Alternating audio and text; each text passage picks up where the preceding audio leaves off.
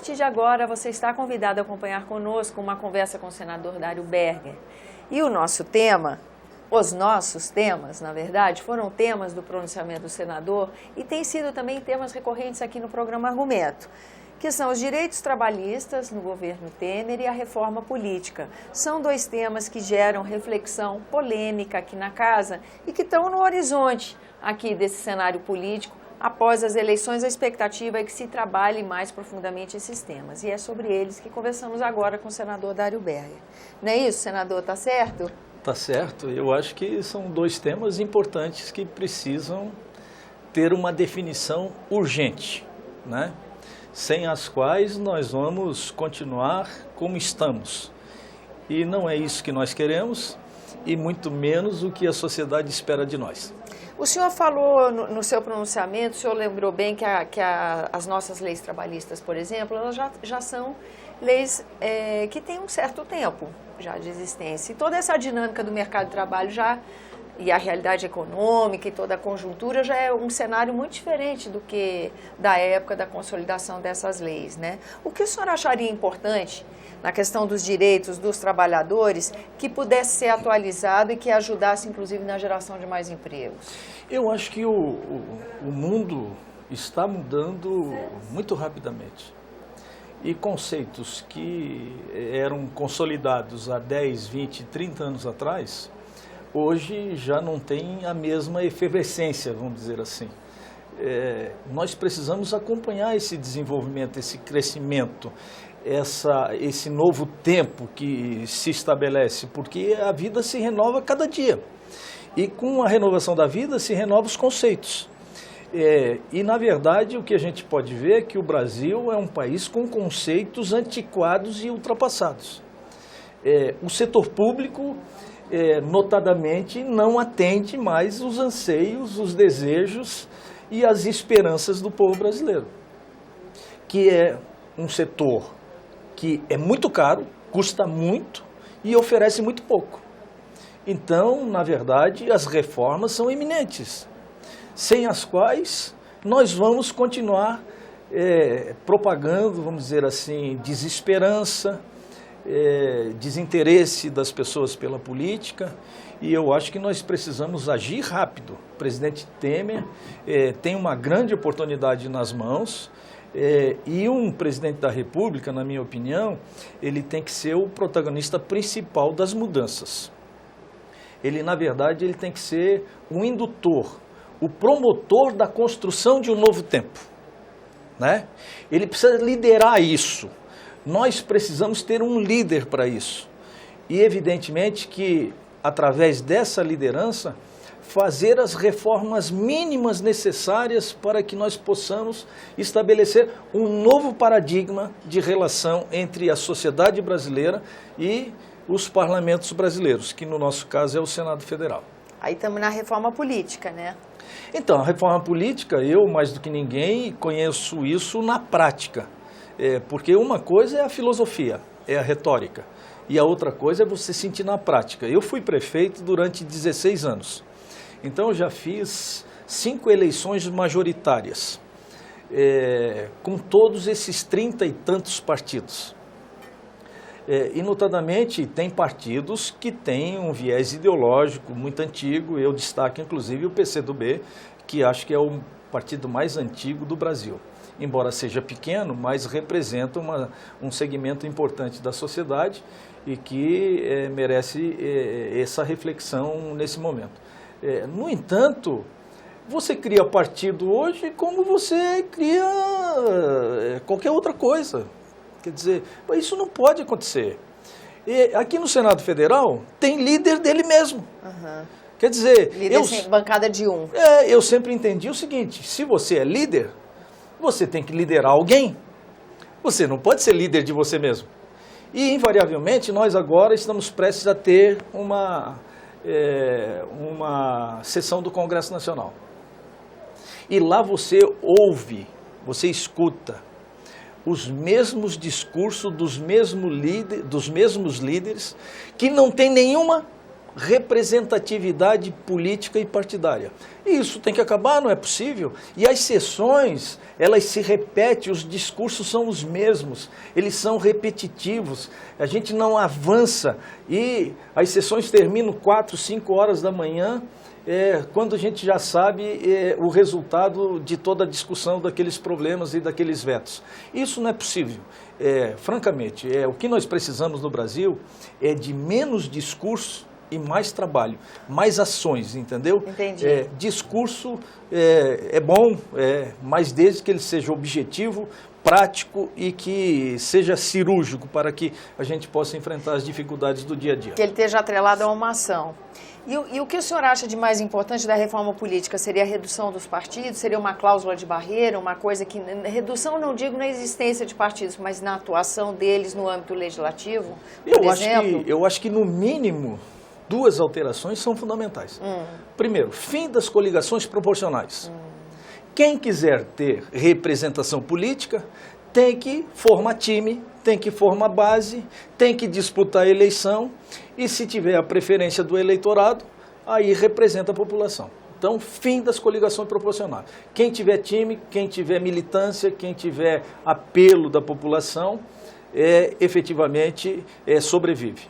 E a outra questão está relacionada fundamentalmente à cláusula de barreira. Não pode um partido que fez 0,5% dos votos no Brasil, vamos dizer assim, ter uma representatividade aqui que tenha prerrogativas em cima de outros senadores. Por exemplo, o meu partido é um partido que tem 19 senadores. E tem outros partidos que tem um senador só. E aí eu estou inscrito para falar, chega o senador que fala pela liderança, um senador dele mesmo, um líder dele mesmo. Eu não posso me conformar com isso. Isso chega a ser um deboche com a casa mais alta da federação, né? Isso é um negócio que as pessoas e a população não conseguem perceber por que isso não se altera, se isso é tão simples. Todos concordam com isso e por que a gente não altera? Me parece a resistência que temos aqui, não é? Mas me parece que chegou um momento, porque tudo tem limites. A gente atura tudo até um determinado tempo. E eu acho que essa questão se exauriu, nós precisamos avançar, nós precisamos, no mínimo, rediscutir o financiamento de campanha, né? Que eu não tenho posição formada a respeito disso. Eu sou favorável a não ter financiamento de campanha preliminarmente, vamos dizer assim, pessoa jurídica. Que eu acho que o que subverteu, vamos dizer assim, toda essa ordem pública foi essa relação de políticos e empresários que, lamentavelmente, deu no que deu e que nós estamos vivendo hoje no Brasil. Então, proibir esse financiamento, evidentemente que vamos ter menos recursos. Estamos agora num laboratório nas eleições municipais, que na verdade precisa de uma reavaliação, porque os candidatos novos, onde não tem televisão, é praticamente impossível a eleição deles, porque eles não são conhecidos, eles não têm instrumento de se mostrar para a sociedade, eles não têm placas, não tem isso, não tem aquilo e etc. e tal. O tempo é muito curto e eu estou percebendo uma dificuldade muito grande. Quem sabe a gente flexibilizar alguma coisa de tal maneira que as eleições, o seu custo seja baixíssimo, para que efetivamente não fique esse elo de ligação entre quem financiou a campanha e os seus financiados, que na verdade ninguém financia, imaginando que o cidadão é bonito ou feio, ou etc. e tal. Agora, e o uso da internet? Seria um ambiente a se pensar para dar acesso a debates, a discussão, visibilidade ao candidato? Eu acho que sim, mas lamentavelmente a internet ela tem uma credibilidade muito duvidosa, entendeu? São poucas as pessoas que acreditam piamente que aquelas informações que você recebe através do seu tablet ou do seu telefone, etc., elas são verdadeiras. Porque meio que se prostituiu, vamos dizer assim, essa informação, que se fosse um instrumento confiável, eu acho que seria importante e fundamental, barato inclusive, que daria para atingir. Mas como que você vai confiar numa informação que efetivamente se posta na internet? quando na verdade é uma saraivada, a gente diz lá em Florianópolis, de informações que quando você vai checar, a grande maioria, se não a totalidade delas, não corresponde à realidade. Então, mas é um instrumento que precisa ser aprimorado, precisa também de uma legislação mais rigorosa, para que as pessoas possam utilizar esses meios modernos para o bem e não para o mal. Senador, infelizmente nosso tempo se esgota, mas vou encerrar aqui com uma pergunta. O senhor acha que, como o senhor disse, o tema da reforma política é um tema que encontra resistências? É aquela coisa, no discurso todo mundo concorda, mas na hora de executar lá há uma série de dificuldades. É um tema recorrente do Congresso Nacional, a reforma política. Bom, a gente passou aí por 2 anos, praticamente 2 anos muito tensos, o ambiente da política, né? Nós acabamos de atravessar um impeachment. Tudo isso vai gerar uma possibilidade, um ambiente de finalmente debatermos. O senhor acredita num horizonte para 2018 com mudanças nesse processo eleitoral, advindo de uma reforma que melhore a representatividade? Eu acredito, eu tenho fé.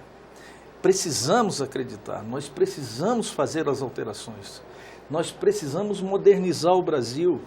E modernizar o Brasil é amar o Brasil de verdade, é pensar no Brasil dos brasileiros e não pensar no corporativismo dos partidos políticos ou de determinados segmentos.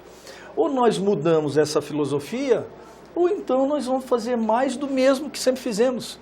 E nós não queremos mais do mesmo, nós queremos alterar essa realidade, queremos construir um novo horizonte, atingir um novo objetivo, entendeu? De crescimento econômico, de prosperidade. Olha o Brasil que nós vivemos, esse país continental, com essa diversidade cultural, econômica, social e etc. e tal, nós precisamos exatamente sentar uma mesa, esquecer as diferenças políticas partidárias, pensar no Brasil e, para isso, escrever um plano de salvação nacional com, no mínimo, 5 itens de curto prazo e mais 5 itens de longo prazo, de médio e longo prazo, porque também aquele que deseja fazer tudo ao mesmo tempo acaba não fazendo nada.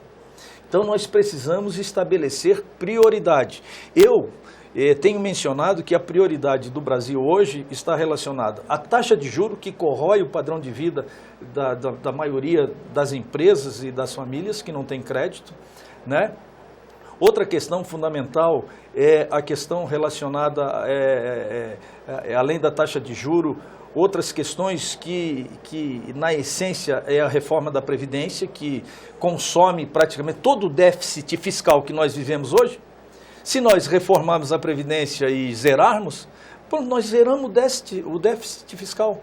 Quer dizer, então, precisa ter coragem, precisa se discutir, colocar à mesa, encontrar um denominador comum para que, ao invés de os problemas se avolumarem, que a gente possa resolver os problemas. Se isso não acontecer, francamente, não vai ter valido a pena nenhuma eu ter feito todo esse esforço para virar senador. Que o meu objetivo é chegar aqui e poder ajudar, contribuir, representar bem o meu Estado e contribuir para o aprimoramento da legislação e do desenvolvimento econômico e social do meu país, da minha terra, que não existe terra melhor do que o Brasil em nenhum lugar do mundo. Grata, senador, pela sua presença. Eu agradeço também a você que nos acompanha, lembrando que esse é o programa Argumento e você é o nosso convidado a fazer sugestões e críticas ao trabalho da TV Senado. Para isso é 0800 61 2211, uma ligação gratuita. E quando você quiser rever esse ou outro dos nossos programas, use o endereço eletrônico senado.leg.br/TV. Até a próxima.